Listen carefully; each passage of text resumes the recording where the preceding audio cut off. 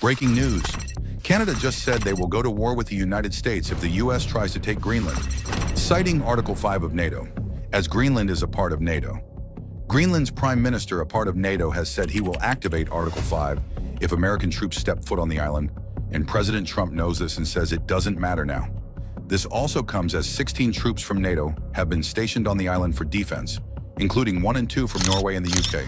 And moments ago, Canadian Prime Minister Mark Carney was asked, would Canada fee Greenland?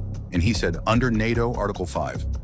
Canada has no other choice but to go to war with anyone who steps foot on NATO territory, meaning Canada would fight the US.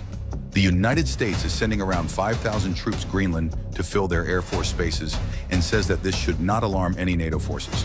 The US would outnumber NATO 16 to around 6,000 in about 1 week. But Trump says that is not a problem, and he's ready to work with NATO to acquire Greenland, whether that is through the military or through not. Donald Trump has just ordered the US military to prepare for action against Greenland. Yes, within the next few days, the United States could potentially launch military operations in Greenland. After this order, tensions between Europe and America have dramatically escalated. Denmark has openly warned Washington. If the US carries out any operation in Greenland, Denmark will retaliate. Danish forces have begun deploying additional troops to the island and placed all units on the highest level of alert. NATO has now stepped in.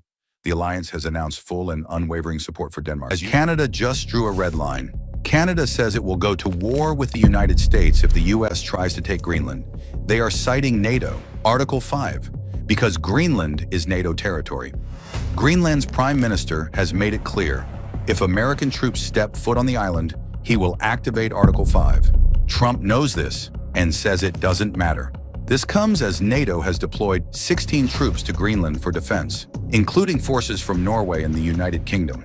Moments ago, Canadian Prime Minister Mark Carney was asked, would Canada defend Greenland? His answer was simple.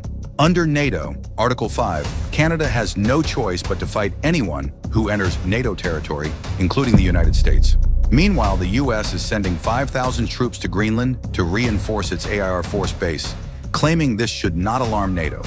Within a week, the US would outnumber NATO 6,000 to 16. But Trump says that's not a problem.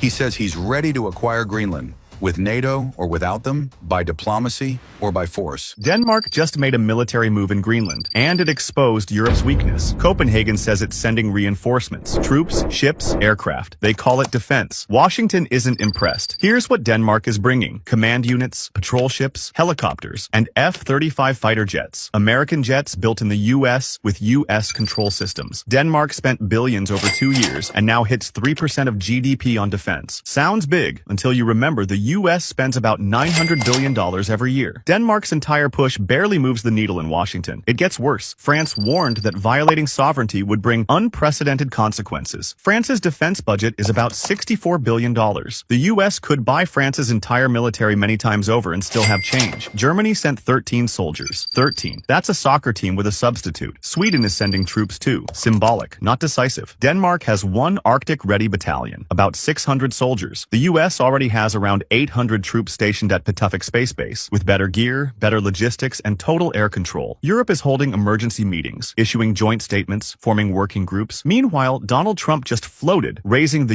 US defense budget toward $1.5 trillion. He wants the dream military. This isn't David versus Goliath. It's a slingshot versus a fleet of fighter jets, and Europe just sent the invoice. Several EU countries have formed an alliance to jointly defend Greenland against Trump. This joint force consists of 6 countries: Germany with 13 members, France with 15 members, Sweden, the Netherlands, Finland each with 1 member, and Norway with 2 members. Altogether, there are only 33 members. Such a small force is simply jokingly trying to compete with the powerful United States. But do you know the secret behind this? Denmark allows soldiers on Greenland to shoot to defend without seeking permission. This is the crux of the matter. If Denmark shows no resistance at all, it would be equivalent to tacitly giving up its sovereignty. However, if there's resistance, it would be considered aggression. If the Democratic Party regains control of the United States in the future, Greenland still has the chance to reclaim its territory through diplomacy from Denmark. Moreover, the EU threatened Trump that if he attempts to forcibly occupy Greenland, they will upgrade the frozen Russian assets of $240 billion from freezing to confiscation and give them all to Ukraine. This will further escalate the conflict between Russia and Ukraine, which will undoubtedly infuriate Putin. Russia will declare war on NATO. China will definitely support Russia and will not allow it to be defeated. This will trigger the Third World War, and the United States will inevitably be drawn into the war. Do you think Trump will eventually compromise with the EU?